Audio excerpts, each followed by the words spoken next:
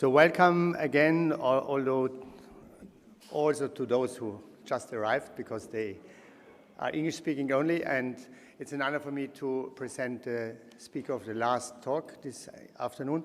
Actually, for me, this is quite a surprise or it was just quite a challenge to understand what is hidden behind this title, because as we just commented on, the word collectives in German is maybe a little bit contaminated. Yeah. So Peter Kahn will talk about integrating collectives into education, an agenda for human flourishing. And he is a professor in the University of Manchester, a pedagogue. He's professor for digital education, and I think it suits very well that we just had a look on the critical or the issues and challenges around digital education, and now I expect him to add some complementary information for us. And Peter is also ready for questions after his talk, so please prepare yourself to take the microphone and take the chance to ask him. Thank you so much. Thank you.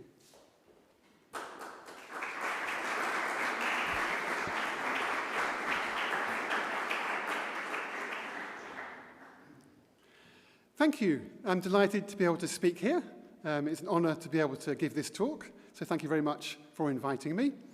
I am a professor of digital education, but that title is a little misleading in that my expertise is primarily in higher education across the board. So I'm interested in university level education and how we can educate students in a way that works well, that makes sense. I moved to Manchester University just a few months ago as a professor of digital education, partly because of my experience in online learning. I was previously running a doctoral program with several hundred students for a while across the world that was studied online. So we had leaders from across the world, from universities, studying online with the University of Liverpool, where I was before. So I hope I can remember to speak sufficiently slowly for some of my German speakers here. But I'm aware that we have a good audience. So, let me just launch in that I think education in universities has been shifting in recent years. So this is the notion of a market. Education is becoming increasingly marketized in the university world. And that may be true of the school sector as well. So those of you who are working in schools rather than universities, there'll be some things that perhaps apply from my talk and some things that are less immediately relevant. But there'll still be plenty of relevant ideas. But I think in universities, we have seen the growth of the market, that education is to prepare people for employment in order to do well in jobs. And I do see that as something of a challenge, as a problem for universities. Now, I know that individuals have always been an important part of university life. Universities educate individuals.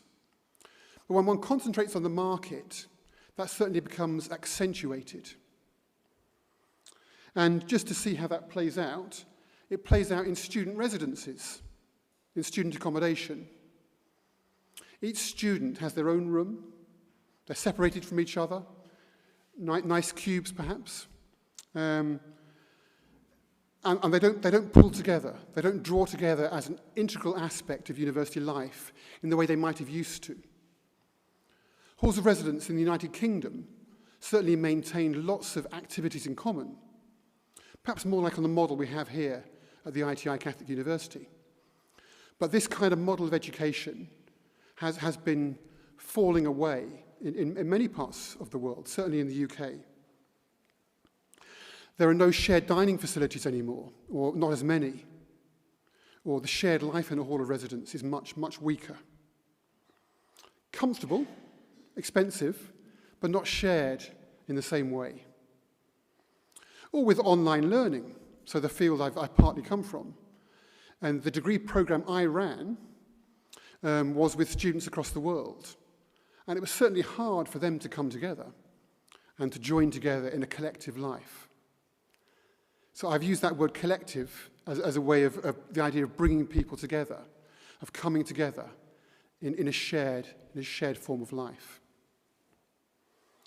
So, I mean, I'm aware that even in the programs I've run, the collective dimension, the shared aspects of university life have at times become attenuated. But one can still do some things with an online degree that one couldn't have done with face-to-face, with residential provision. So you do have advantages and disadvantages as well.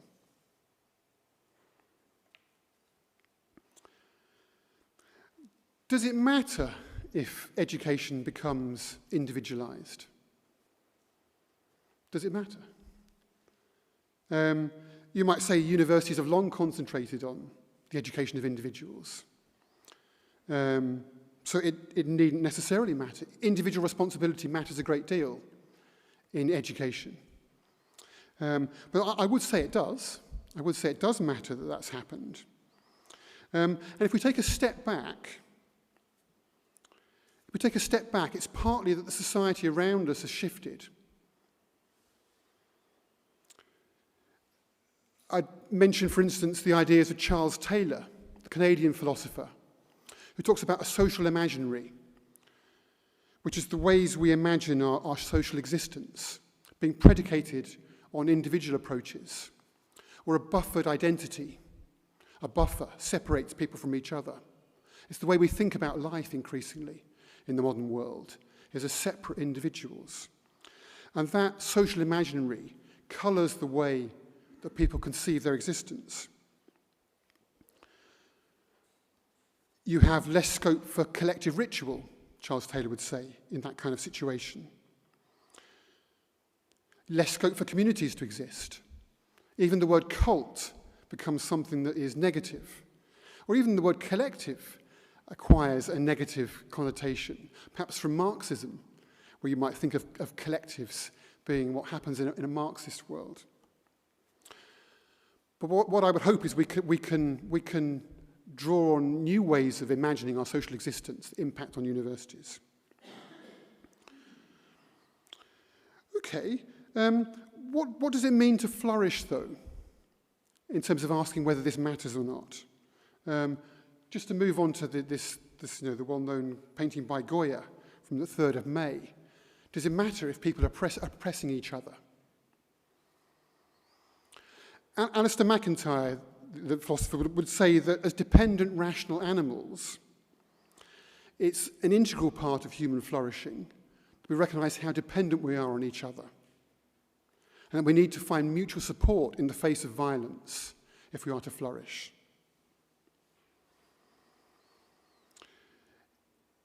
If you're to face illness, aggression, be able to come together matters a great deal. I think it is essential, really, that we understand what it means to flourish if we are to educate well. So I've concentrated a little bit on some of the backdrop to education, first of all. But I think we do then also need to know how that might shape how we educate. And I would start really by saying that education is a challenge. To learn well is demanding of students. Those of you who are studying now, it's a challenge. A lot is demanded of you. It's hard work. And people need support in that process. Someone studying alone is very difficult to do in your own room, without eating with others, without sharing a social existence without others. It's very difficult to study in that way. And educators can forget this sometimes. Educators haven't necessarily got the same challenge that students have when they're facing studies. So I think it's important for educators as well to realise what's needed for students if they're to study well. Otherwise you can have generational gaps that make it difficult for people. So that's, if you like, at the level of an individual student. But I would also take us back to why does this matter at the global level, at the level of a whole society? The world is facing plenty of challenges. And I think flourishing occurs also at the level of the world, society as a whole. And it's important to educate in a way that takes that into account, as well as the flourishing of an individual student or an individual group of students. And again, this is something that makes a difference to how you educate. So there are global challenges in play. Think of the global challenge of migration. Migrants are an ongoing concern in different countries. And part of this comes from some of the global challenges that come from climate change, say. With the temperature of the world increasing, there are a whole range of challenges in play that operate at the global level. Now, I know people have different views and people have different understandings of how these things play out, but that is part of the challenge on learning to agree ways forward. And learning to agree ways forward is, for me, an important part of education. I would also say, as well as the global level, or educating in a way that might make a difference for the world as a whole, the same is true of the church.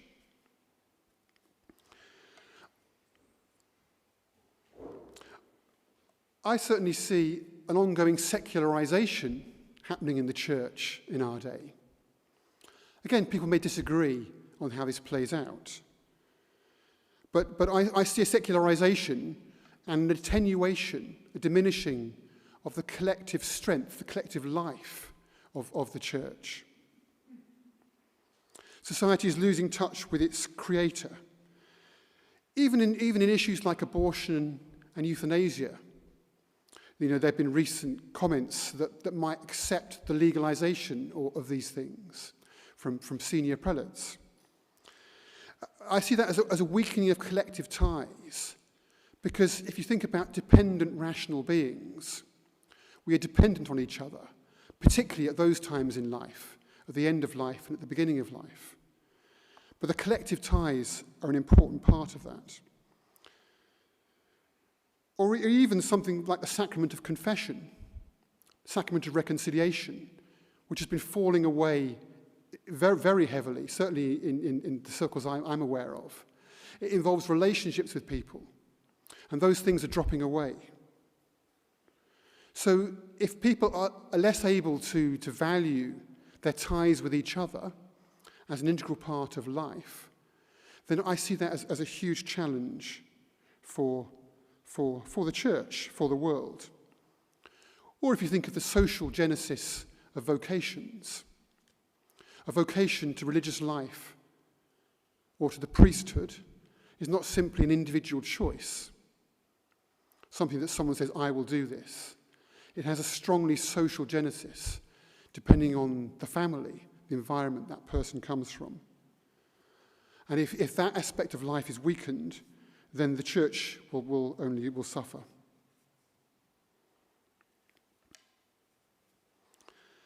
So you might say all these are big issues.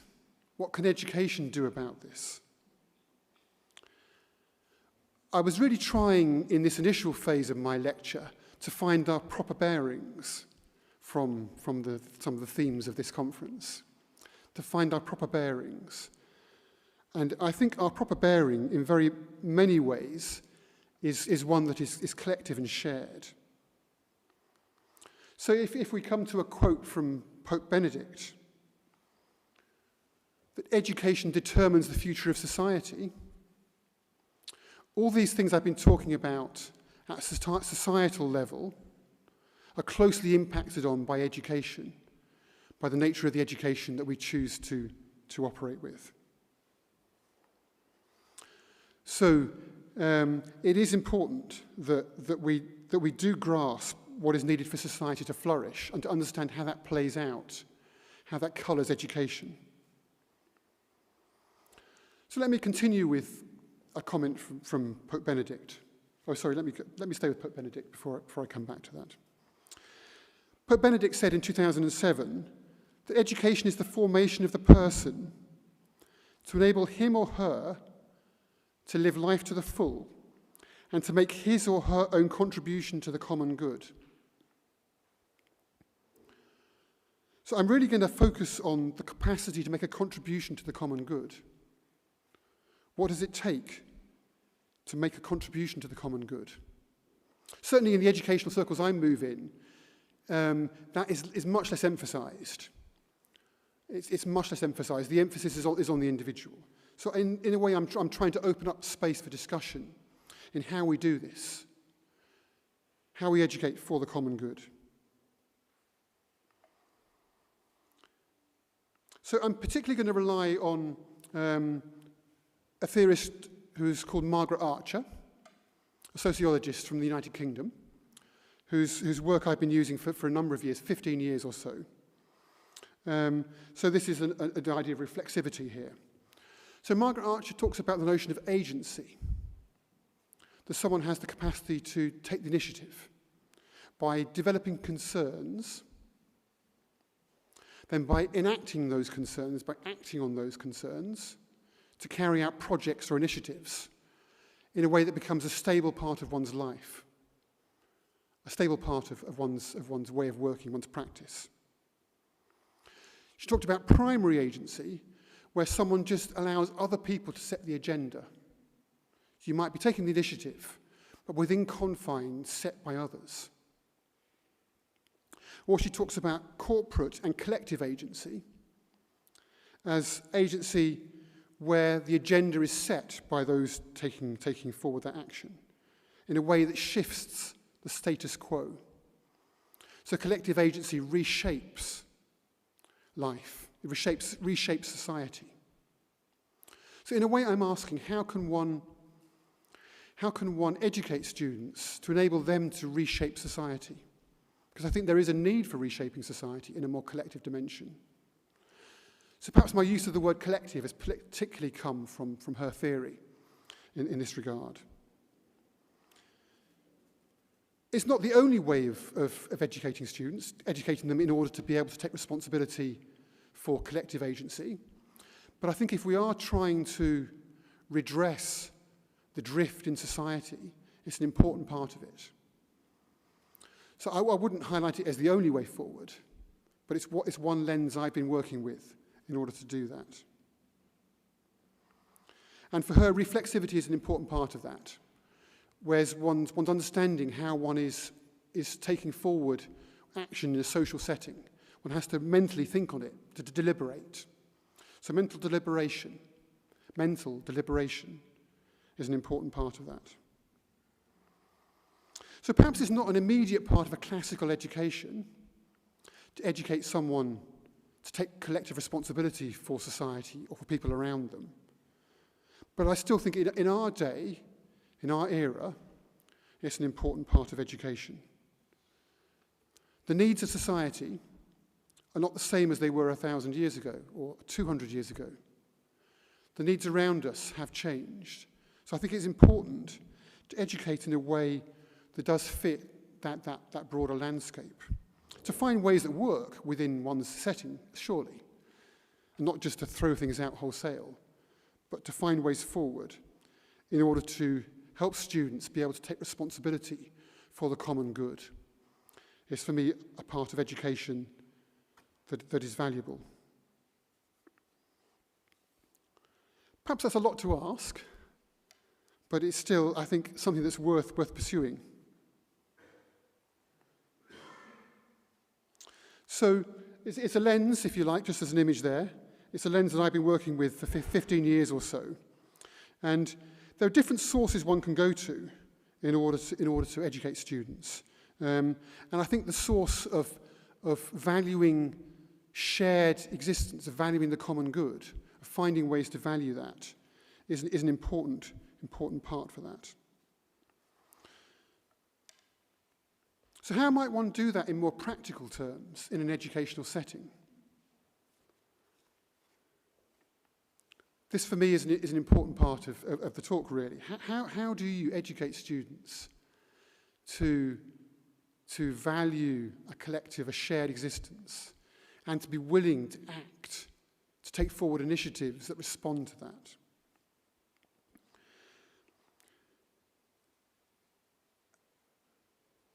For me, part of it is a certain freedom to act within the context of a collective. There needs to be a certain freedom within that setting, rather than to have one's existence in an educational world fully prescribed for you by the lecturer, by the teacher, by the tutor. So there needs to be a measure of freedom in education rather than it to be completely tied down. One has to learn how to act with others in order to take things forward. That's, if you like, a key idea that I'm putting across. And I think that is a way of going back to sources. I mean, this is a slightly romantic image. I don't know how well it reflects reality, but if you had education in a monastery of young people, there would have been a strong collective present there, a strong collective existence within which people would have been learning. How much freedom may have depended on the setting. So perhaps I'm emphasising the freedom more strongly than it may have been the case in the past. But it is an aspect of education that Cardinal Newman, that John Henry Newman, St. Newman valued in the way he was approaching education. So it's a long-standing recognition of this within certainly Catholic life in the United Kingdom. So just to quote from the idea of a university. If I read that, perhaps if I give you a minute just to read that, and I'll rather than turn away from the microphone. If your eyesight is good enough.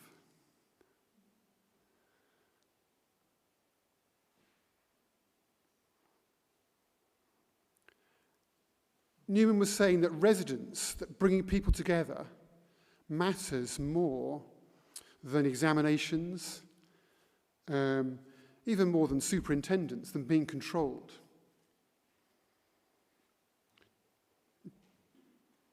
Doing away with professors. That's a very radical idea, isn't it? I'm not suggesting it, but it just highlights some of the challenge I'm pointing out here, that the certain freedom to act, freedom to associate, is an integral part of a liberal education in order to learn how to act. I mean, he was mentioning that if this was how you educated someone, they might go on in the world to make a big difference in the world, perhaps to make money or to become prestigious or whatever. So this isn't what he was proposing for education, but it's just a recognition that what's valuable, that giving people a certain freedom of association to take forward things that matter to them, concerns that matter to them, to take forward projects, initiatives, and to build that into their way of working is an important part of education.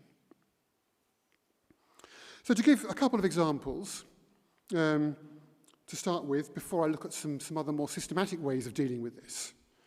Extracurricular life is certainly a key part of this, and that's his emphasis on residence.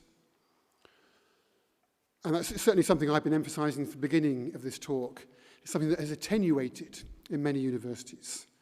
Certainly not here in the ITI, with a vibrant extracurricular life. Freedom of association to pursue sports together, culture, arts, and social activity is an incredibly important way of learning how to act together with other people in order to learn how to live with others and to take forward initiatives together rather than on one's own. But it can also occur within the classroom. And perhaps this is more challenging to do, to have it to occur within the classroom and not just outside of the classroom. So the particular way in which you might try and introduce a certain freedom to associate with each other within the classroom will depend on the context, the institutional context within which one is educating and the other values one has. But even within a seminar method, to pick an example at random, or perhaps not entirely at random,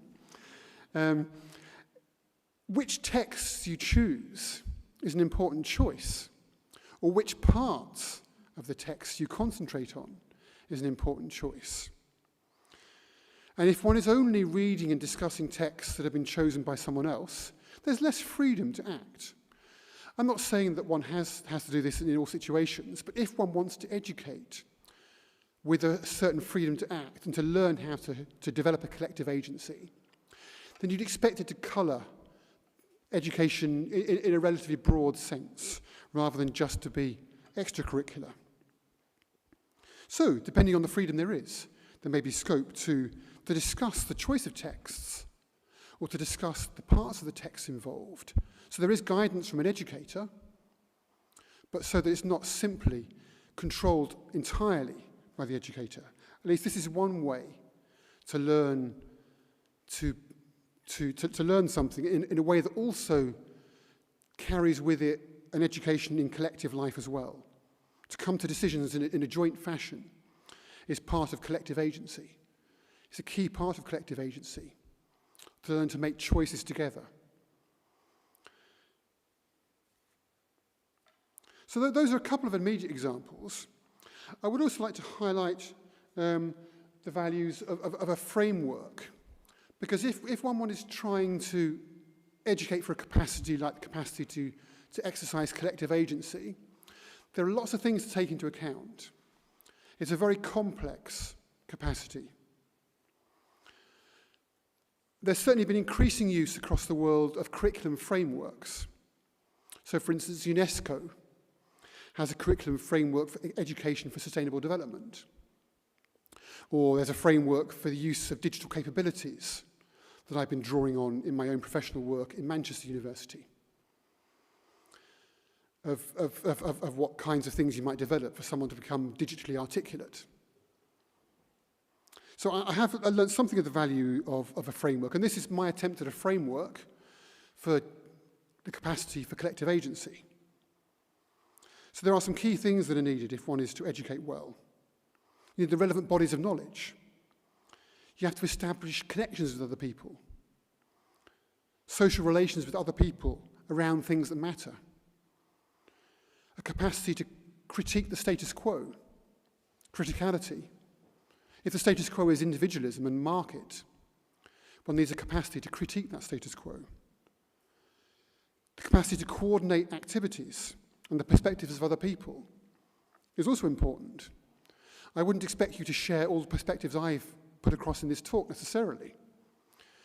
But if one was to take forward action together, one would need to find a dialogue in order to find shared points of reference. And reflexivity, capacity to deliberate on this in one's own mind and to make sense of what's going on in other people's viewpoints. So that kind of framework, I think, can help shape education as a way of shaping, thinking about education. There is a power, there is a recognition to it that's important, because it's difficult to develop these capacities. It's far from straightforward to develop the capacity to act in concert with others. So it's important that one tries to address these things in a thought-through, rational manner. Alongside the value of a framework, I would also highlight the value of pedagogic approaches, particular approaches to pedagogy. So I'm highlighting here some approaches to pedagogy that carry with them a certain measure of they carry some weight with them in relation to the capacities I'm promoting in this talk. So jointly negotiated learning was the example I started with, of a measure of negotiation in the particular focus of learning. Joint negotiation being an important part of the capacity to take things forward together. Peer production is another one, though. Producing things together. That might be a publication, a blog posting. So one can use digital technologies to foster some of these things that are important in their own way. A blog posting, or a series of blog postings, for instance. Learning that is of service to others does require you to engage at this kind of territory. And depending on the program of studies, depending on the environment, there may be ways for learning that serves someone else. A project could be of value for a diocese, for an ecclesial movement, for some social movement. So there are lots of ways in which that could happen, integrated within the academic world. Or inquiry-based learning as a further one.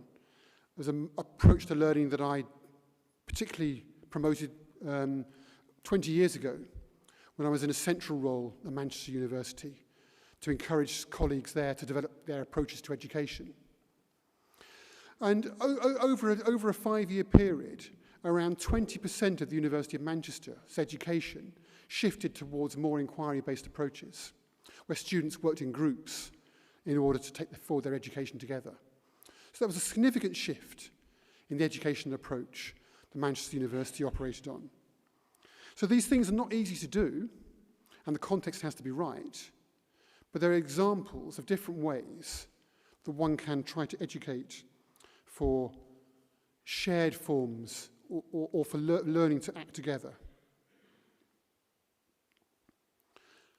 So I think what these things do is, if you want to develop a capacity like the capacity for collective agency, you need forms of education that you can actually see that happening with.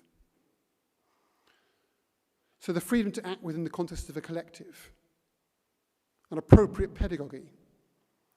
Those are the kinds of those are what will create that capacity. Hoping it will happen.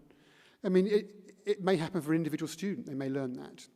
But in terms of a form of education that prepares students for the kinds of challenges that we face in the church and the world today, I think it's an important consideration as to how one educates. There are lots of other factors involved as well. I'm not pretending to give a complete view of education in this talk, but I think these are important considerations. Just to highlight a structural dimension to this, Margaret Archer, the sociologist, would relate agency quite closely to structural influences on that agency. So who you're in relationship with makes a big difference. So I would understand a social structure as a lattice work of relations between persons, particularly, that enables and constrains the intentions and actions of those agents who draw upon those structures, and they transform their relations with each other. So the teacher-student relation is an important one, but so is the student-student relation. And when those combine together, they have an influence on how people act and how they learn. And having a collective present does enable some of these things to actually have an influence on people. The freedom to act within a collective in a way to take things forward together is much more straightforward when you have that kind of lattice work of relations going on in a positive way. I'm aware that I've given a positive spin to the collective life of a group of educators and students. And that's not the only part of it, because you could as well be building a Tower of Babel as some common good. So there are a whole range of other things going on. So you do also need to have many other things in place. So it's not a complete answer. I don't see this kind of education as a way of salvation. It's just one feature of what matters for me in education, a focus on the common good. So just to focus, to end my discussion with a slightly more religious image. This is an image of the Madonna of Mercy from Tamagni. So I had a book published today.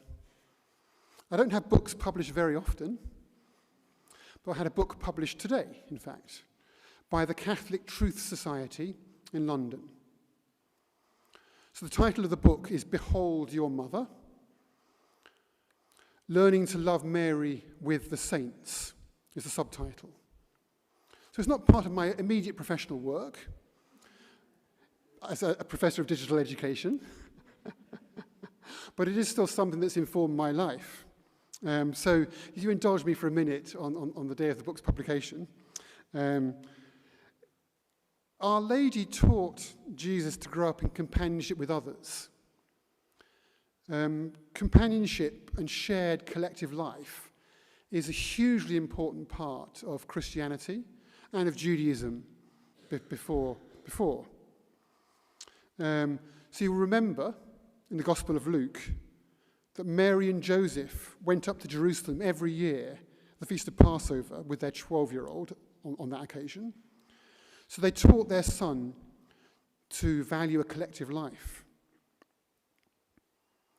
So I think a rediscovery of companionship is an integral part of what it means to live as a Christian and to educate students in that mindset.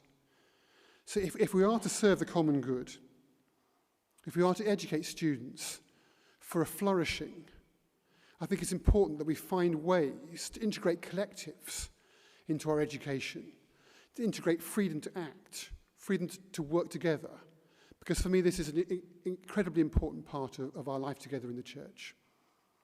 Thank you.